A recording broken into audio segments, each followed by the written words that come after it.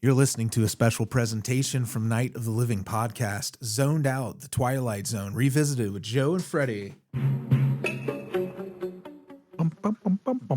Hi, Freddy. Hi, Joe. How you doing? My friend Joe. My friend Freddy. Freddy, my friend. Pretty good. I feel like this episode today is gonna go places because the episode's really. This is one that's really trying to make a point in a hard way, and it plays off some. To me, it plays a little silly at moments, but we'll get into it. Yeah. The episode's called "The Mirror," by the way, and also kind of extreme in moments too. I thought it was. I don't know. It stood out to me. Yeah, definitely in all of its time for sure. Commenting on current events in a lot of ways. Yeah. So last week I mentioned there was an unproduced script for the Twilight Zone called Sea Change by George Clayton Johnson. And at the time I couldn't remember. I knew it had something to do with someone's hand getting cut off, but I went and I looked it up. And it's in, they talk about it in the commentary on the Blu-ray for that the last week's episode, the Game of Pool. But yeah. So the source, if you want to hear him talk about it, you can hear it on that commentary. But he wrote the script about a guy whose hand is cut off and then his body starts to grow a new hand, but the hand is growing a new body somewhere else. Oh. Yeah. And the idea is when they come together, the two. Yeah. It sounds very Stephen King to me. That's interesting. Yeah. It's almost Sorry, go ahead. Oh, no. I was just going to say it reminds me of I Am the Doorway. I don't know if you ever read that short story. No, what's that one? It's a Night Shift Stephen King book. Yeah. It's about an astronaut. He comes back and he has eyes open up in the palm of his hand. Yeah. Yes. Yeah. That was a creepy one. Yeah. Really creepy. So it's too bad. That's cool. But like I said, somebody made it into a comic book. I just got to find it. Wherever that reminds me of the, there was a whole thread in Doctor Who in the series that started in 2005 where he lost a hand at one point. And it was, I'm forgetting his name. The super popular doctor. Oh, no, I'm going to be in trouble. Is it David Tennant? Anyway, yes, David Tennant gets his hand chopped off and it becomes a thing that comes back in the series during his run. I love that show. I need to get back into it. I haven't watched it since Matt Smith. Is that his name? Yeah, he was the one after Tennant. Yep. Yeah. So I haven't seen any after that. Peter Capaldi, I think. I actually hadn't watched them since I was a kid. I'd watched just the Tom Baker ones were always my favorite, and then and I used to watch them like as they were on and Channel 2, the BBC, and now my girlfriend and I started watching them from the beginning of the 2000 series. And it's been a lot of fun. Like, I feel like I've caught up on a lot of mythology and I understand why people like them so much. So it's funny. A good time. So one more tangent. I've been catching up on old episodes for myself of Night of the Living podcast from this last summer. And I just heard you all talking about It's Always Sunny in Philadelphia. Oh yeah. And I haven't watched that show ever at all. Yeah. Just tiny little clips I've seen of it. And it's one of those where I'm like, I bet when I watch the show, I'll find it super funny and I'll like get what everybody's talking about. But right now I'm like, I don't understand how it can be that funny. So yeah, it is that funny. It's one of those things I can't explain it. It's just the chemistry. Yeah. And also for me, the first season of that series for me it's when Danny DeVito joined the cast is when it really took off for me. Yeah. Okay. I wasn't a fan of like the Larry David show or Gary Shandling or. Oh, you mean Curb Your Enthusiasm? Yeah. It just didn't, some of it's like the mean spiritedness of the humor and stuff. You know what? That turns a lot of people off. Like there's a segment of people that will just never be something that they get past to get to the humor of it. They're just, which is fine if you feel that way, obviously. But man, some of the hardest laughs I've ever had were watching It's Always Sunny. Is it that kind of humor or is it different? It is mean spirited, but it's outsized. So it's so outsized that you get used to the world they're in being so dark that it becomes funny. Like Okay. it's a show Okay. that, for me at least, it's a show that will grow on you the more of it you see, and it's one of those things that is easy to binge because once it starts Okay. growing on you, it not only grows on you, but then it becomes kind of addictive. Like Okay. All right. like the best seasons of The Simpsons, Sure. if that makes sense. To me, it's like kind of like That the best seasons of The Simpsons. become hallmark, like cultural Yeah. landmarks or milestones. And yeah, And I get that. And the The quality, Simpsons definitely. it's the same thing too, where, not to go on too much about It's Always Sunny in Philadelphia, but like they do also, the quality, some seasons are better than others, if that makes sense. Okay. And not necessarily like The Simpsons. Yeah. Like, and it might not be, like I said, the first season I'm not a huge fan of, but then there's later seasons in the middle that are just like The Simpsons. Yeah. Where you're like, well, that wasn't as good as last season, but it's because they set the bar so high. They get to a point with the jokes that it's just there's so many jokes in a single episode that you're like, good God, this has to be incredibly difficult to make, but it still looks like they're having the time of their lives, which despite having to do all those, you know what I mean? That rapid fire shit. Right. Oh, so good. Anyways, yeah. Gotcha. Don't get me started. Don't even get me started. And they also have a great podcast where they and they haven't done it in a long time, but they have a video podcast on YouTube where they talk about the writing of the episodes and everything. And it's really, it was like the group doing it. Yeah. Okay. So it's really neat to see what went into, the writing. Speaking of good writing, the Twilight Zone. Back to this week's episode, The Mirror. This aired October 20, 1961. This is the third of 5 episodes directed by Don Medford. We already talked about A Passage for Trumpet with Jack Klugman, the star of last week's episode. The Man in the Bottle, and we will be covering Death's Head Revisited and Death Ship. Just to frame up what was going on in the world at the time, the Bay of Pigs invasion happened in April, and this aired in October. And if you don't know what the Bay of Pigs was, briefly, it was a failed military operation by the U.S. and Cuba, exiles from Cuba, to overthrow Fidel Castro. And the invasion was funded by the CIA and trained. They trained the people. The CIA did train people that were already in Cuba, and they defeated the Cuban forces. But what happened was Castro rose to power kind of permanently out of the whole thing. And that's not what they wanted, obviously. And so what happened with him being permanently put in power is now Cuba is more strongly tied to the Soviet Union at the time, who were our enemies. So it also, then the Cuban Missile Crisis sprouted out of that. So that's what's happening in the world. And this episode is literally riffing on that. And if you learn more about that in history, it can't be overstated. Can't be overstated. Yes, it can't be overstated how impactful that was to people at the time, because the people, especially directly around the Bay of Pigs, were convinced that the world was going to end. Like they thought we were going to all die. Like it wasn't a question of if it was going to happen. It was a question of, when I go home today, will we all be dying? And it was that, I can't imagine. Like, so that was a very stressful time for the country. So yeah. Yeah. Cause if you look at the guy before Castro was Fulgencio Batista, who also had seized power in 1952. Yes. So, and that informs this episode, like, to its core, is that 100%. Yeah, it's the same story. The 26th of July movement is what that's called, where Fidel Castro went to war with Batista, who they did. I don't think they executed. I think he just was allowed to resign and leave the country. Well, I don't think he was allowed. I think he flew. He fled. Did he flee? He got on a plane. Yeah.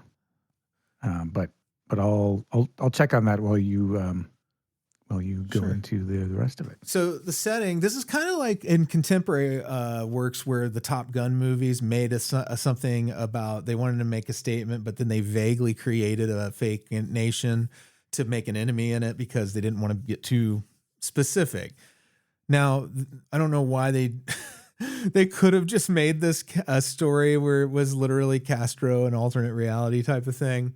But instead, this is an alternate reality, 1961 Central America.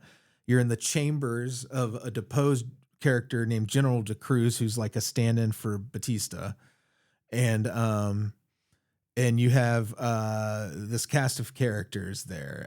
Not a huge cast, but I broke them down because this is very like, this feels almost like a Greek tragedy in the simplicity of it, which is what makes it feel maybe a little silly at times. But you have Ramos Clemente, he's a dictator. This is and quote, they call him the last assassin at one point in the story. This is Peter Falk's character, and there's a crowd outside cheering "Viva Clemente." This is Peter Falk, who's in the chambers here, who's got his 4 lieutenants with him, and we'll get into the story of that when Joe takes over. But this is Peter Falk, who was born in New York in 1927. To Jewish parents, we learned last week, was a renowned actor, best known for playing Detective Columbo. He studied with Eva Le Guin and Sanford Meisner, who are big deals, I suppose, because it seems like a lot of people went through their programs, like big names. Yeah. And he died in 2011 from complications from Alzheimer's. So he's noted for having a glass eye. And the story that I'd heard all kinds of stories about it, but the truth is that he had cancer and they had to remove it when he was a kid. And he was playing Little League as a kid. Have you heard the story about the Little League umpire? No. So he didn't like a call an umpire made as a kid in Little League, and he pulled out his glass eye and handed it to the umpire and said, "Hey, here, I think you might need this." Wow. Yeah. That is a devastating bird. It's fucking glass eye. I'm just more like shocked that somebody would just toss around something like that and then put it back in their body, but it's a kid. What are you going to do? Wow. That takes some guts. Yeah. Here, I think you need this. Another interesting thing. By the way, go ahead. I was just going to say, Batista fled to Portugal, apparently. Okay. And then lived in Madeira. Anyway, he died of a heart attack years later, but he was never, he was not captured. So they didn't execute him, but it sounds like, presumption is that had he been captured, it wouldn't have been good news for him. Right. So we have an example from this episode of what might have happened to him if he had been captured. Right. If this episode is, it could be a very American point of view too. Who knows? Yeah. Another interesting thing about Peter Falk is he had an adopted daughter who became a private detective, Catherine Falk. But then she filed for conservatorship of him when he was diagnosed with Alzheimer's, but other family members were saying that she had been estranged from him for years and was just trying to get his money, which is sad as hell. Which there was a similar thing happened with Stan Lee near the end of his life too, that I remember being a really sad situation like that. There's a statue of him in Budapest, Hungary, because his parents were Hungarian Jews. Isn't that cool? I want to see a Columbo statue. I love that. Were you a Columbo kid? No, I never got into that. I mean, I knew recognized the one more thing thing, but I actually, the only time I really knew him was as the grandfather from The Princess Bride. Oh, that's another great one. We watched the made-for-TV movies whenever they would come out, because it was when we were kids. It was after the series had ended, and they were just making movies of the week with the character. So fun. Fun.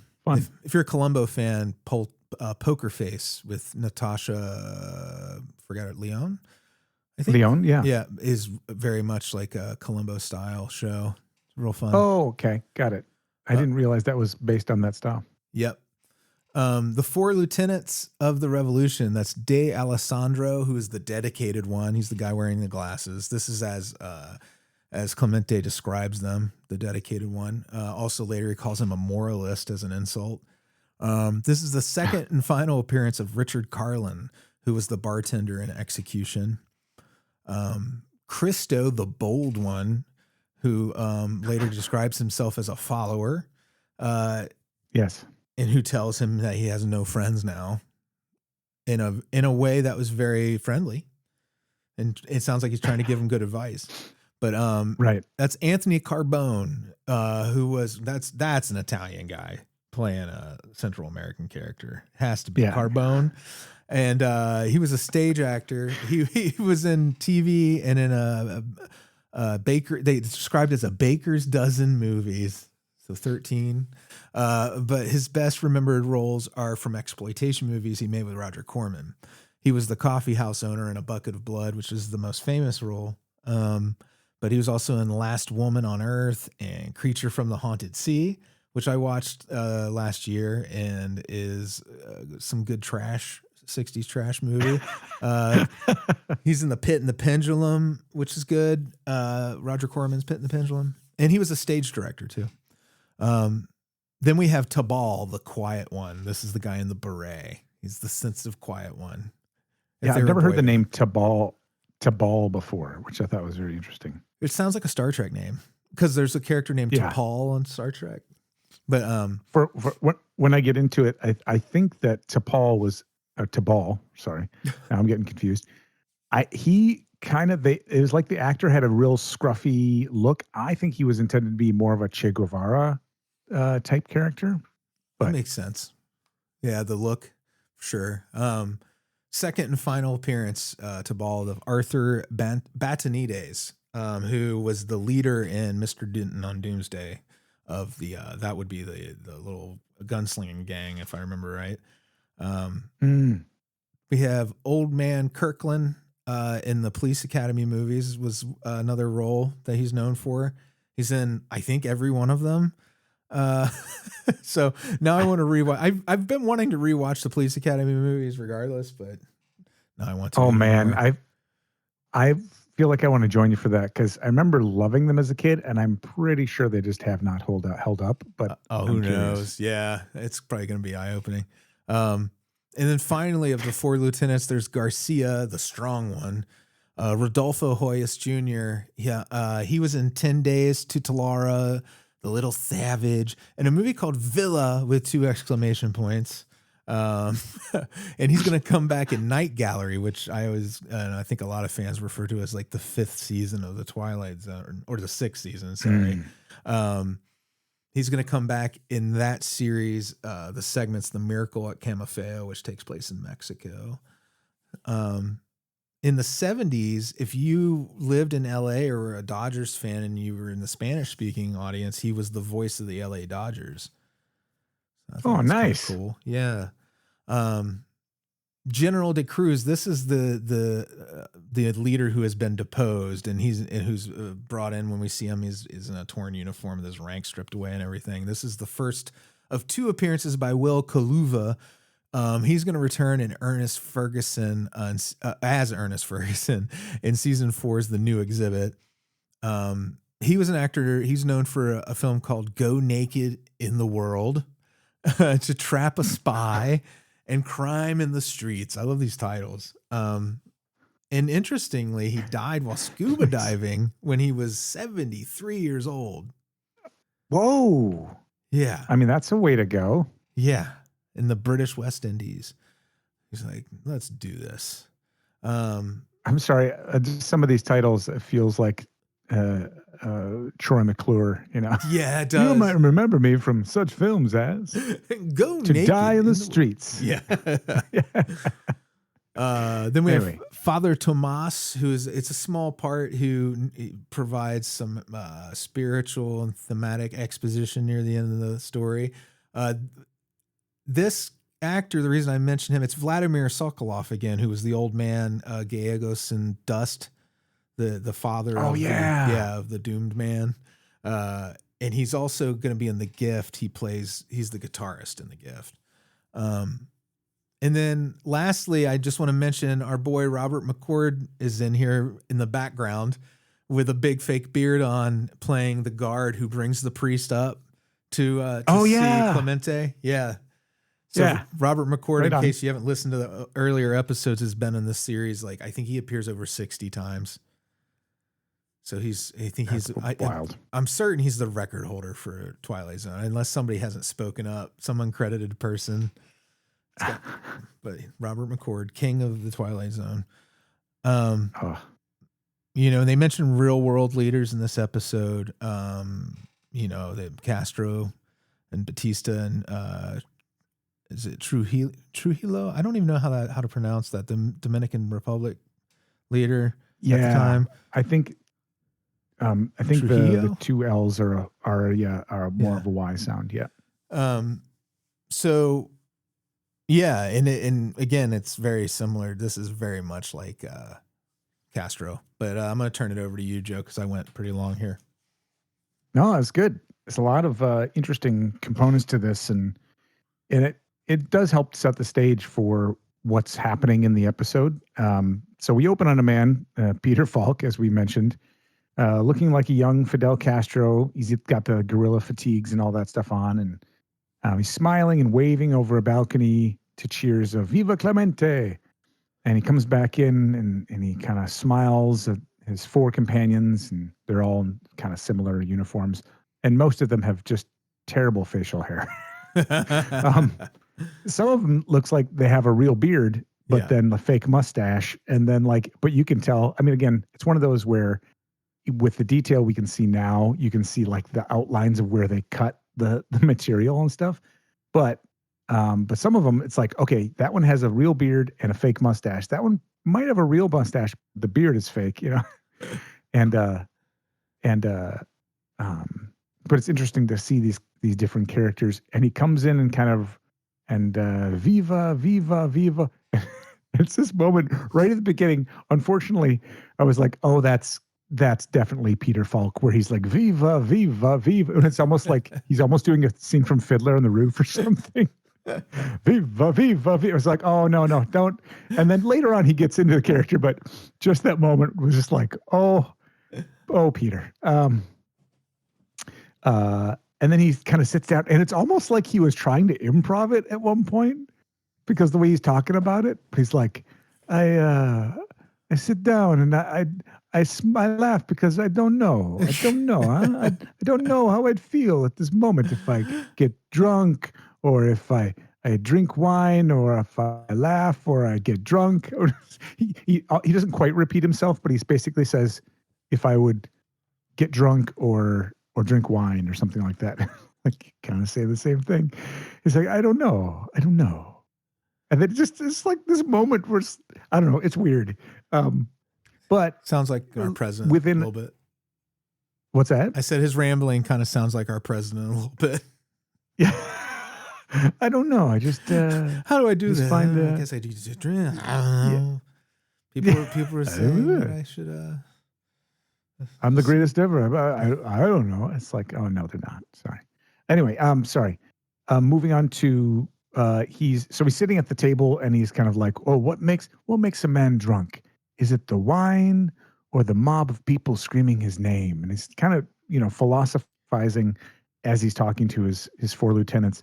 But also, the other part that took me out when he's doing the viva, viva, viva, this is not a dig. It's just, you can see the Peter Falk eye effect, where he's like looking in one direction and the eyes go in the other direction. And you're like, okay, this is clearly Peter Falk. But later on, like they do whatever it is that they do in the other scenes. He comes across as very intense. He does a really good job of, I think, showing the kind of this kind of manic intensity of a Castro-like person. And so he's toasting them and recognizing them each one after the other. Cristo, the bold one. Alessandro, the dedicated one. Tibal, the quiet one, who I thought looked like a Che Guevara lookalike. A little younger maybe looking, but his facial hair was kind of patchy. And if you look at pictures next to him next to Che Guevara, who is a fascinating character, very complex and on lots of T-shirts. Lots of T-shirts. If you've seen the one with like the red star and all that, but also very controversial. And Garcia, the strong one. And Tyler, the cute one. Well, it's funny because you look at them and they each had these different personalities too.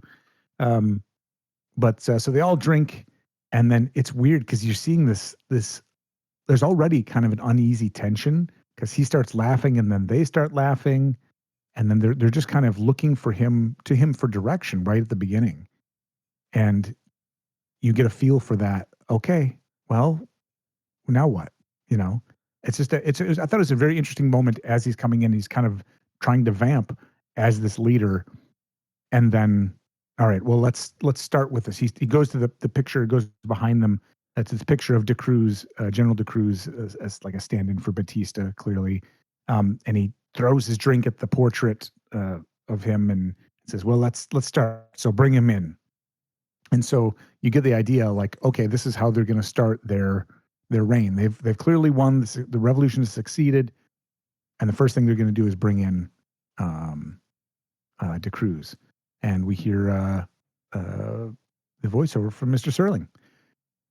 This is the face of Ramos Clemente, a year ago a beardless, nameless worker of the dirt who plodded behind a mule, furrowing someone else's land. And he looked up at a hot Central American sun, and he pledged the impossible. He made a vow that he would lead an avenging army against the tyranny that put the ache in his back and the anguish in his eyes. Now, 1 year later, the dream of the impossible has become the fact. In just a moment, we will look deep into this mirror and see the aftermath of a rebellion in the Twilight Zone. So, the deposed general gets brought in, and Clemente is like, "Who's this? Who's this in this picture?" And he's like, kind of, goading him, pointing the picture, and he's like, "Arrogance in full braid." And De Cruz asks what Clemente wants of him, and Clemente yells, "Not what I want. Not what I want. Not what I want." And he starts getting more and more angry, and he's like, "What they want." And he takes De Cruz and shoves him into the balcony, and he kind of, you see, he's kind of, his hands are tied, and so he's pushed over to the edge of the balcony. And what they want, he keeps trying to push that this is not him, this is not about him, this is about what the people wanted, what the people demanded. And the crowd is like jeering at De Cruz, and so he kind of takes him back inside, and he's been yelling at him. And Clemente comes back, kind of calms down, and goes, but I'm not going to place you against the wall. No, that's a cheap death for underlings. The firing squad is for followers, not for leaders. No, General. You're too good. For you, I'm going to strip you naked and cover you with honey. Then I'm going to tie you to the ground under a hot sun, and I'm going to let the ants at you. And every time you scream, I'm going to drink wine. And every time you pray for mercy, I'm going to laugh out loud. I'm going to lick all their honey off your body. I kept waiting for you to jump in after that, because I'm reading it. And if you read it just straight without the scene and the seriousness, you're like, I'm going to strip you naked and cover you with honey. Then I'm going to tie you to the ground under the hot. And it's like, oh. First, he talks about putting him against the wall, too. Is this the Twilight Zone or heated rivalry? Geez. Okay, so, and then, so again, he brings it back to the people. He says, for mercy, I'm going to cry out, laugh out loud, because I want you to take a long time to die, De Cruz. 1 part death for every acre of land you stole, then 1 part death for every morsel you took out of a peasant's mouth, and 1 part death for every voice that you stifled by decree. 1 part vermouth. 1 part nutmeg. Yeah. There's death by nutmeg. And so De Cruz says, I will not oblige you, Clemente, with a cry or a plea. You can strip off my flesh because it is there for you and easily done. But my manhood, you greasy little peon, this is as far from you as the moon. What's getting sexy Talking again? Manhood. Yeah, right.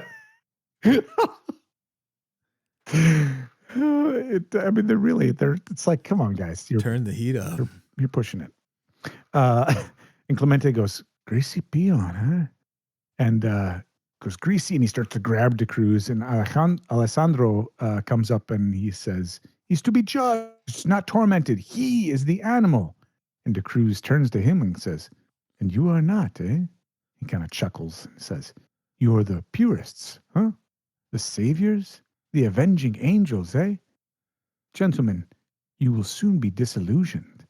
You are me. You are De Cruz. You are Batista. You are the Castro. You are Trujillo. You are the keepers of the grab bags.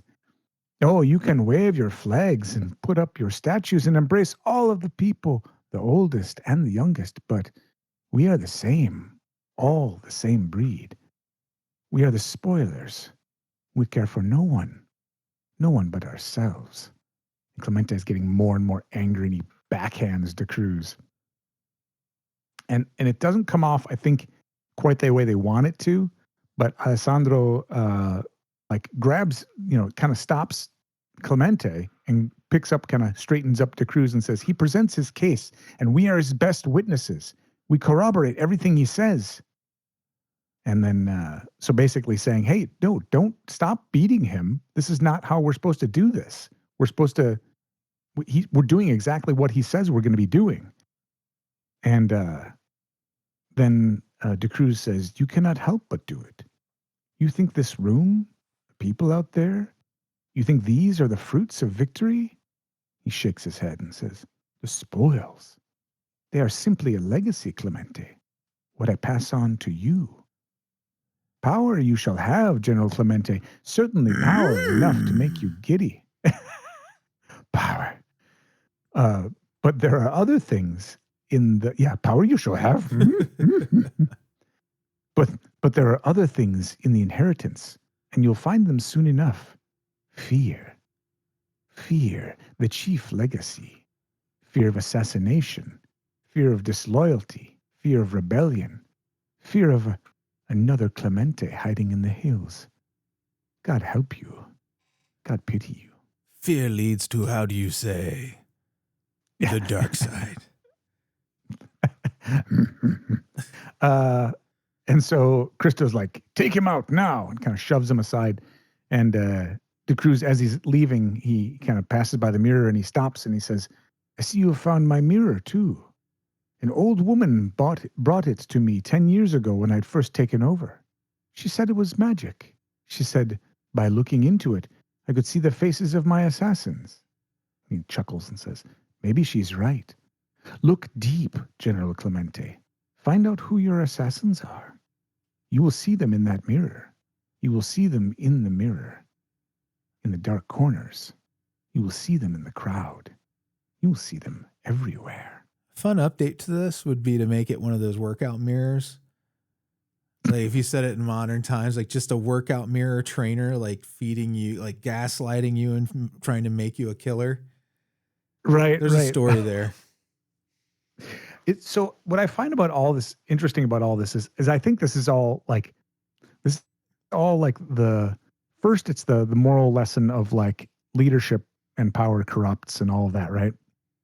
And at the end of this whole dialogue, then it's like, oh yeah, this is a Twilight Zone episode. We got this magic mirror here. Wait till you look in this mirror. You're going to see stuff, And I don't know, it pulled me out of I think the messaging they were starting with, but obviously this is the transition into making it about the Twilight Zone and when you compare it like to last week's episode, we talk about how quickly in these seasons, next season we get to the hour format, and this may change. I don't really remember exactly, but the structure is the characters, we don't spend as much time establishing that they're in a weird situation. They accept it much quicker. He trusts the mirror immediately. Yeah. So what I love about this too is there's this kind of ongoing theme what comes with power, especially military power. That goes through a lot of different media, but it's not always because there's different perspectives on, the power corrupting and all this. But I'm really intrigued by reflections on that power that happen by characters who are kind of at that level. And one of the things that it sticks with me because it's one of the first times I heard it articulated so well. There's this anime called Attack on Titan. It's based on a manga. It's also been made into a live action movie, all this stuff. And it's this whole story I won't get into. It's a crazy story about these giant creatures that attack humans and blah, blah, blah, blah. Recommended, but it's very, very violent and it's very intense. And there's this moment in the anime, I think I only watched the first season of it, where there's this military leader and he's directing these troops around, right? And it's kind of a hopeless situation. They're fighting against something that is just way more powerful than them. And one of the lower troop leaders is getting really frustrated, and he's starting to push back against the leadership, right? And this commander is just very flatlined, very to the point, and people see that as cold and abrasive. And there's this moment where, in an effort to kind of take over and fight against that abrasiveness, this lesser leader kind of captures the commander and says, "Now I'm in charge. I'm going to tell you what, because we're not going to just keep throwing people at this problem." And it's this great moment where the senior leader turns to him and goes, "Okay, there are troops in this corner. There's this many troops, and then they're around this area, and then on this corner there's this many troops." And the guy's like, "What are you doing?" He's like, "You're not commanding me anymore. I'm in charge." He goes, "Yeah. And if you're going to be in charge, you need to know there are troops over here. This is what they're doing. There are troops over here. This is what they're doing. Which ones are you going to send to their death?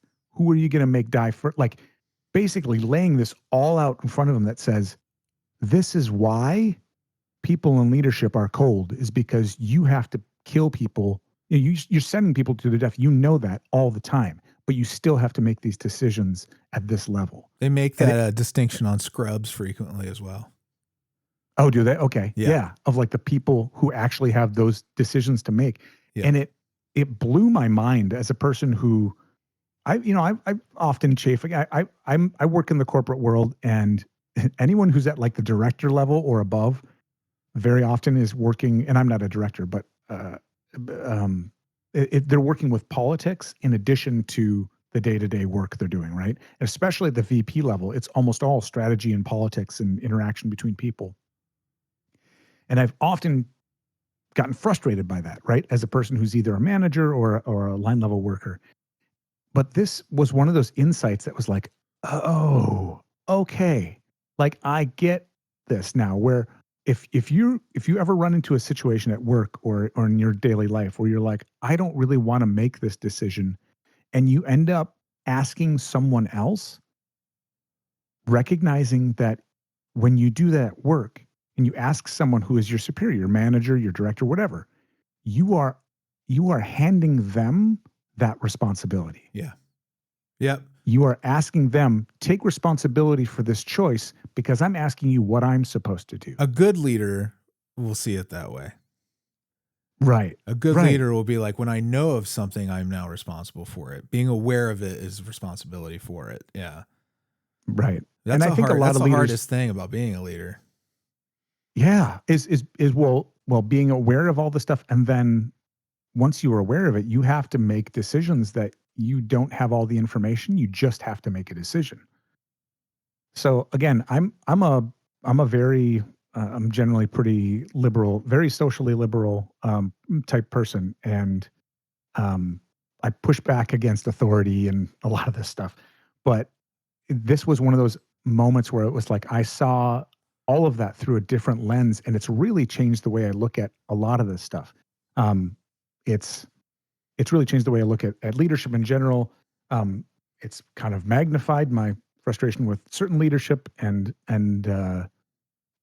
given me an appreciation for other leadership. So anyway, long story short, this is that moment. De Cruz talking to Clemente is basically trying to tell him, look, you've just taken my place. You're not better than me. You're not changing anything. I'm just handing over the mantle to you. You can kill me. Go ahead. But you're me. Make no mistake. And so through all that, Um, De Cruz is taken out of the room, and Clemente immediately asks, "How many prisoners are in the Capitol?" And Cristo says 1,000 or something like that, and he tells Cristo to immediately start executing them, all the prisoners. And D'Alessandro protests, and he's like, "What? No, we need trials. These needs to be judged." Uh, and Clemente gets mad, and he's like, "Murderers can never be murdered. Murderers can only be executed." And I was like, that was such a specific line. I wonder if that was a historic line from somebody, you know? The sentiment sure is very historic because Yeah. like there's certain a mentality of grace or not with war prisoners. Yeah. And there's two schools of thought, you know? Well, and it's a lot harder to go through and judge, take the time and the process and all of that. Well, as our legal system requires for people who aren't even citizens, you are entitled to treatment through the legal system, Protection. through our legal system. Right. Protections under the law, Right. even if you are not a citizen.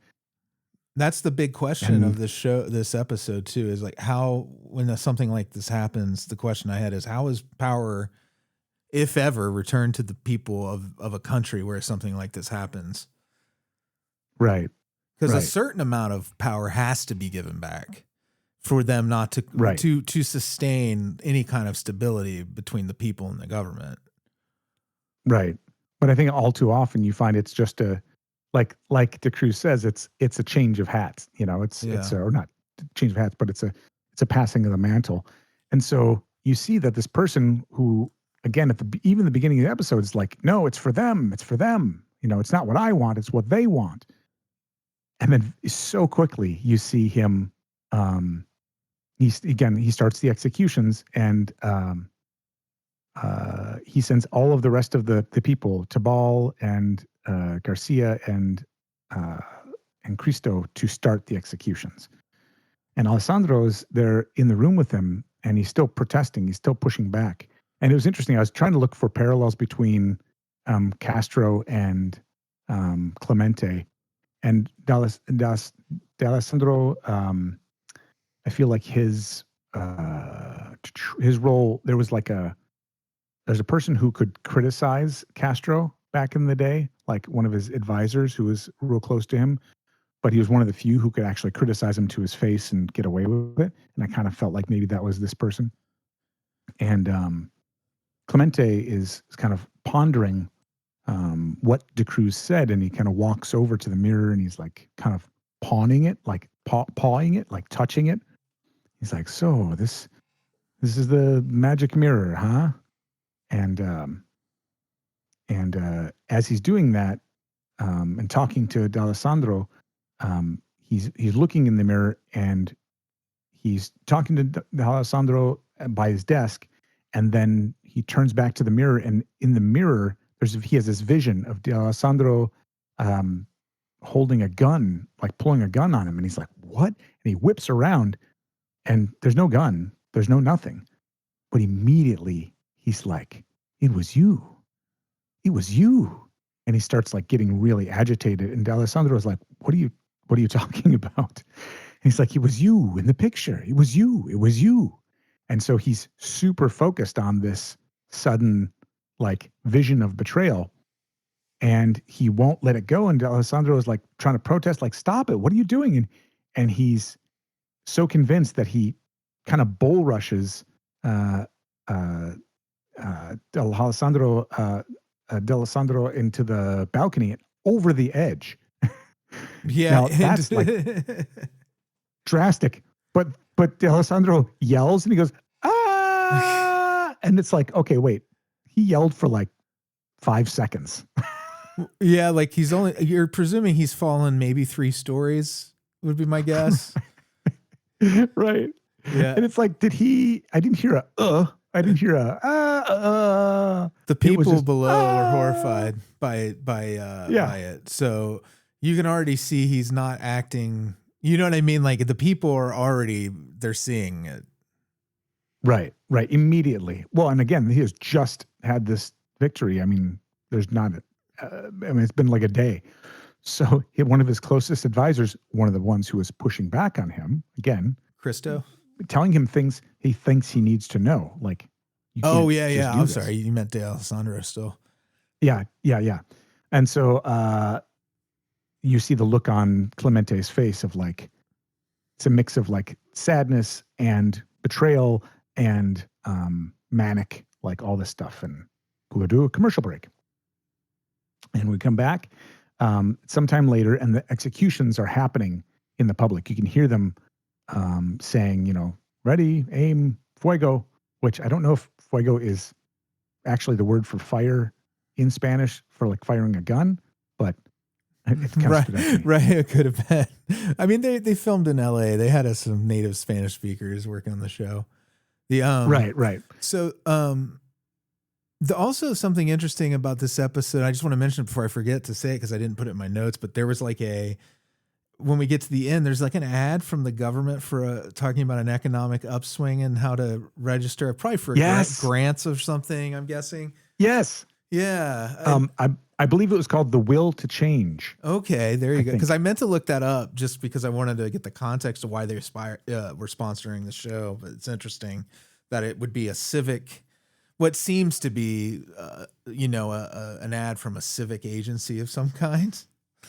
I looked it up. I think what it actually is I think it's like a promotion for like capitalism in general. That's the way I took it. Yeah, that would make sense.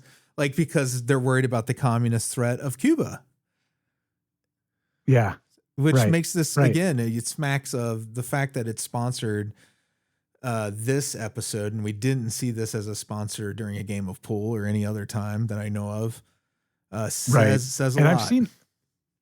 I've seen ads for like the United Way. We've seen for not drunk driving, but for basically unsafe at any speed. For different stuff like that. So I don't know. It's just interesting. I wonder if they were specifically chosen or if this was just kind of like a mandated thing of like you had to do it a certain way. I'm going to pull up the episode real quick on the side here and see if I can find out where that was, because it stuck out to me too. But as we're going along here, we go to commercial break. We come back. And the executions are happening. And it turns out, I did look up real quick, fuego is actually what they would say. So apparently that, according to Wikipedia, that does work. Fuego at will. But yeah, exactly. Which I don't know enough Spanish to be able to say what that would be. Me neither. So one of them, Garcia, is napping on the couch at this point. And Tabal is it's not The Will to Change. That's a totally different, that's actually a Bell Hooks book, which I highly recommend for any men out there to read. Bell Hooks is an amazing author, and that might change your life. So, but that all aside, and the book is called The Promise of America. Wow, that's a very different Will to Change than Promise to America. But it's a find out right for your free booklet, Promise of America, box 1919, New York 19. Don't give up on this experiment. Yeah, exactly. It's from the Advertising Council Public Service. Public Service of the Advertising Council. So, The Promise of America. Yeah, if you know what that is, please write to Freddy at NOTLP or crew at NOTLP.com. We'll find out more. Okay, so the executions are still going on. Garcia's napping on the couch. Cristo, the strong one, is kind of standing by the window, and Tabal is kind of reflecting. This is the one that looked like Che Guevara, and Clemente is getting frustrated, right? He's kind of pacing around, and he's getting frustrated with the silence of the people. And he's like, you give them what they want, and then they go, they're just bored, and he's like, it's like they need an entertainer, always stirring up what the evening show is. And so he's frustrated that the people are quiet now because they're seeing the executions. and over and over and over again. And you can hear it. The rest, almost the entire rest of the episode, that's happening in the background. Tabal reflects, he says, Clemente sees Tabal and says, is there something weighing on your heart? And I think in Clemente's mind, that's, are you about to kill me? And Tabal's like, yes, yes. He's like, these people, it's constant. We're just killing them. And he's like, and the reference to D'Alessandro's death, and Christo says, an assassin. And Tabal goes, that's a lie. You know that's a lie. That's the worst of all. And he goes to Clemente, and he's like, how can you do this? How can you keep this up? You're lying. And Clemente is like, like kind of regarding him.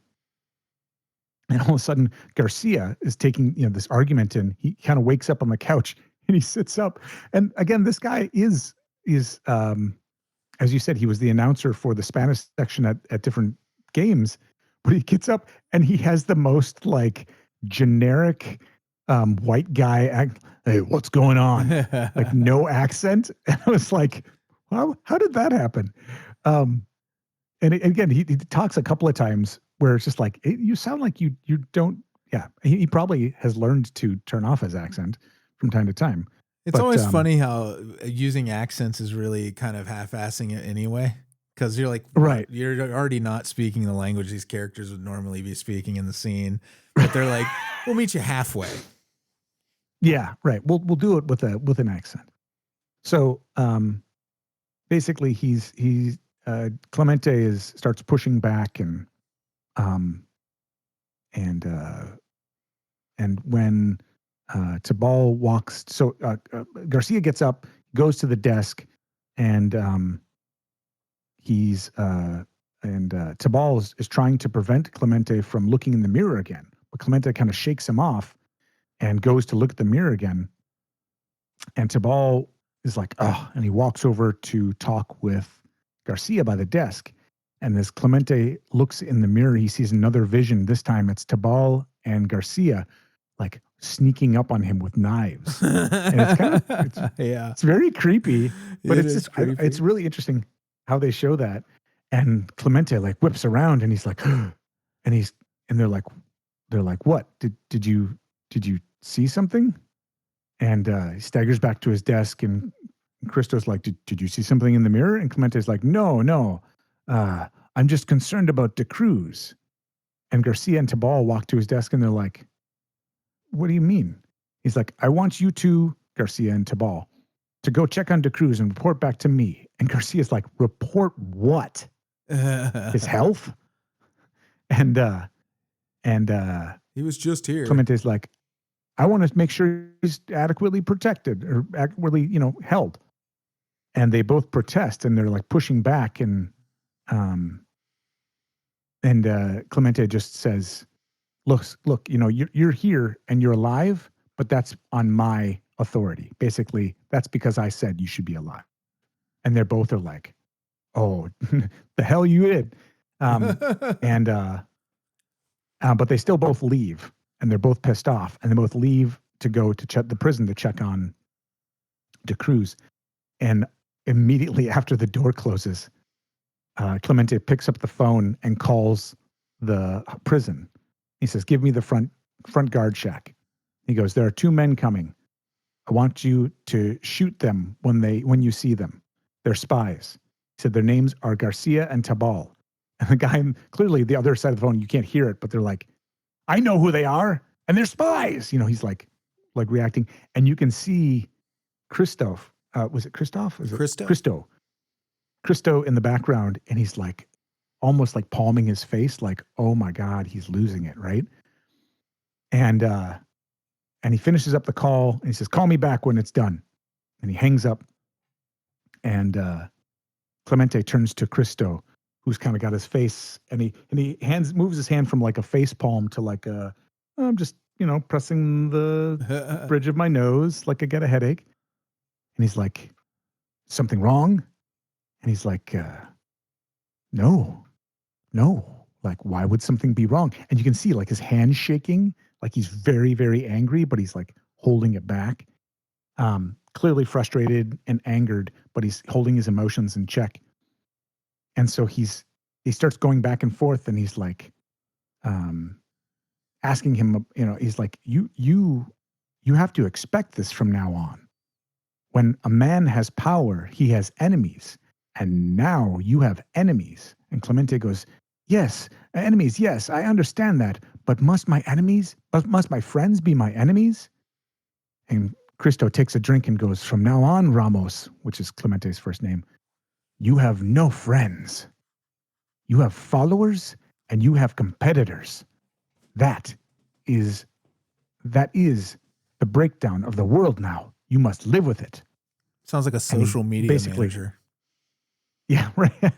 And Clemente asks Cristo how he classifies himself. And he says, oh, I'm a follower. He says, until the moment that I think that you can't lead and that I am stronger. So he's real honest with him. And in that moment, Cristo is kind of by the desk and he's taking drink. And Clemente looks in the mirror again and sees a vision of Cristo offering him wine in the mirror. Like, drink this. Like very, It should have been bubbling over up. with they should put a cube of dry ice in it. Right. Yeah, exactly. That would have been perfect. That would have been great. And he, and so he's kind of offering him this. And then Cristo, in reality, says, hey, have a drink. It'll help you sleep, And Clemente comes over and he smacks it out of his hand to the ground. He's like, I prefer to live, or something like that, and pulls his gun. What is juice? I don't want your stinky juice. And so the phone rings. And as he's got a gun pulled on him, Cristo kind of leans over and answers the phone like, hello. And hello. Right. He doesn't quite say that, but he's like, yes. Yeah. And he finds out that Tabal and Garcia are dead. They've been shot, and hangs up the phone. And he grows more and more angry, trying to convince Clemente that he had no ill intentions. He kind of sticks the finger in his mouth, like very dramatically, and licks it off. Like, I didn't poison your wine, you idiot. Like, I'm trying to talk to you. And he runs over to the mirror and he's like, this mirror, it's just a mirror. He's like, you are the one who's losing it. And Clemente shoots him. And Cristo kind of staggers against the mirror and he goes, now you will be very lonely. And you need to know you just killed the better man. And it kind of fades out and comes back. And this is sometime later. Clemente has got his face down on the desk. And this is when the father, Tomas, comes in and asks, talk to him. He says, I think it's been a week now. I say so it's actually been a week, and you can still hear the executions going in the background. And he says, please, the people, you have to stop. It's been going on for a week now, and it's too much. And Clemente says he refuses, that as long as he has enemies, the executions will continue. And eventually, he's kind of arguing with the priest, and the priest is like, you just don't get it. And the priest, he starts asking him, he's like, I can't do this anymore. I can't handle it. I can't sleep. I can't look behind myself. I can't rest. I can't do this anymore. And the priest is like, all tyrants have but one real enemy, whom they never recognize until it's too late. And the father kind of, at that, leaves the office and he says, God help you. And as he does, Clemente takes one more look at the mirror and sees only himself, but it's an actual reflection of himself, and all of his, lieutenants are gone. He picks up the pistol and throws it at the mirror and smashes the glass. And you see the priest outside the room with the door closed. Now hears the glass and kind of startles. And then a couple moments later, you hear a gunshot. And he runs back into the office and finds Clemente's lifeless body with the gun in his hand on the floor, apparently having committed suicide. And the father says, the last assassin. And they never learn. They never seem to learn. And then we hear Serling's voice for the outro. It says, Ramos Clemente, a would-be god in dungarees strangled by an illusion. That will-o'-the-wisp, a mirage that dangles in the sky, that dangles from the sky in front of our eyes of all ambitious men, all tyrants, and any resemblance to tyrants living or dead is hardly coincidental, whether it be here or in the Twilight Zone. It's Castro. Basically. Now, what I find interesting, I do tend to I take the basis of my notes for the plot from Wikipedia. And I think it's interesting because it summarizes so much that it misses huge details and stuff, which again, it's only trying to summarize.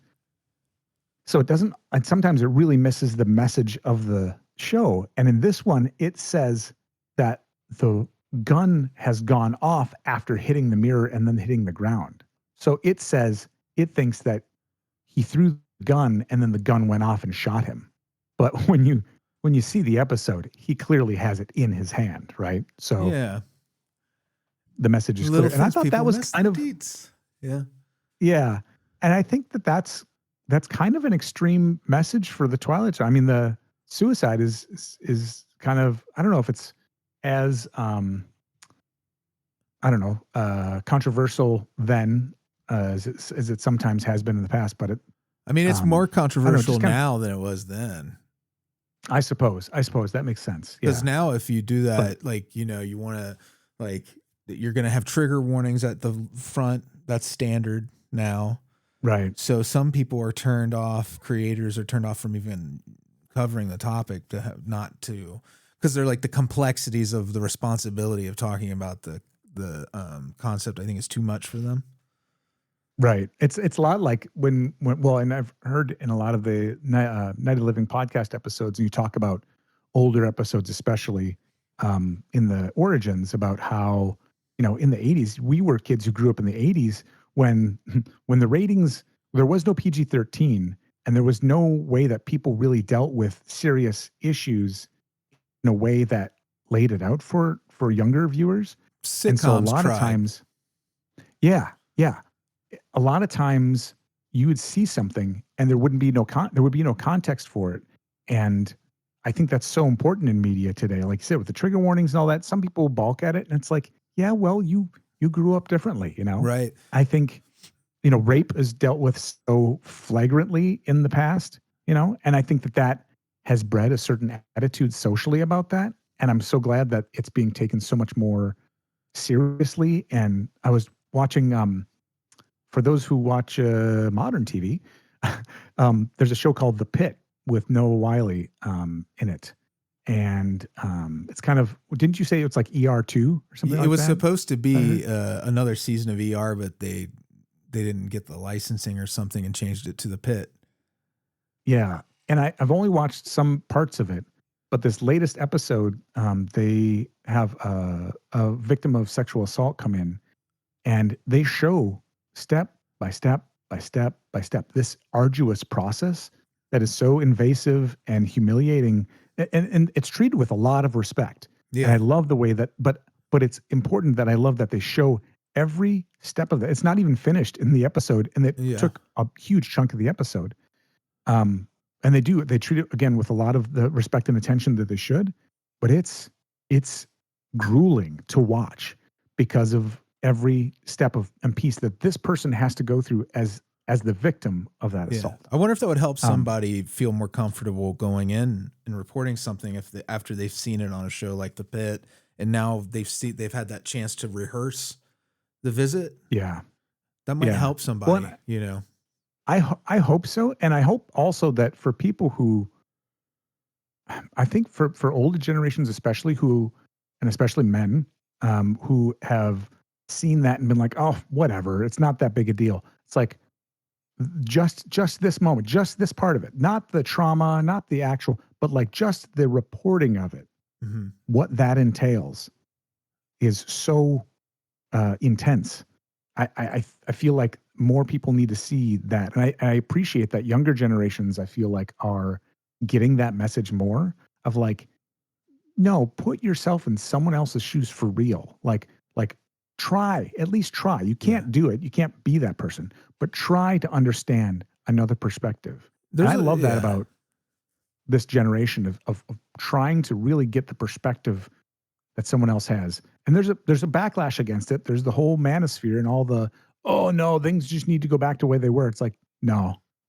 Like, there's going to be a swing of the pendulum, but that's just, there will be a course correction where we'll get to a third place that neither party who is on either side of that issue or have even considered at this point. Right. You know what I mean? Like to me, like when you're dealing with storytelling, which is at the core of what we're talking about, and you're going to cover a topic that is the worst moment of maybe someone in your audience's life, that like people understand that, creators understand that now. So the level of responsibility has changed because, you know, it's not like you create something you think no one's going to hear it, no one's going to watch it or read it, you know? Like if you kind of think like, okay, real people will interact with what I'm creating. Like who do I want to be? Yeah.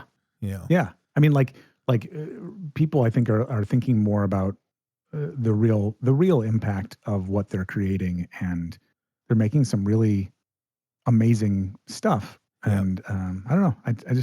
I appreciate that as a viewer, as a person who sometimes wants to escape, but other times, you know, I want to have insight. I want to learn something. I want to feel something. Yeah. I think it's powerful. It's really good. I like when creators do that. There's room for those heavier stories, and the Pit is hugely popular. So there's clearly an audience out there that wants to see an unvarnished view of what a hospital is, you know? Right. And it really is very real. It's reality, but it's not reality, right? It's it's that perspective. It's still entertainment. Speaking of reality, speaking of escape and not reality, next week is The Grave. I've actually watched this one ahead. I'm super excited because it's a very simple story, but it's got some legendary actors in it doing. We're back in the Old West again, right? Yeah, yeah. Lee Van Cleef and Lee Marvin, and I don't know. It's a very classic story, but it's fun. It's a good one. Yeah. Thanks, Joe. Good stuff. Thank you, Freddie. Any dictators out there, you know, keep it real. If you're a dictator, you know, don't kill everybody. You know, keep some opposition. Yeah, you know, it's worth it. Oh, thanks so much, guys.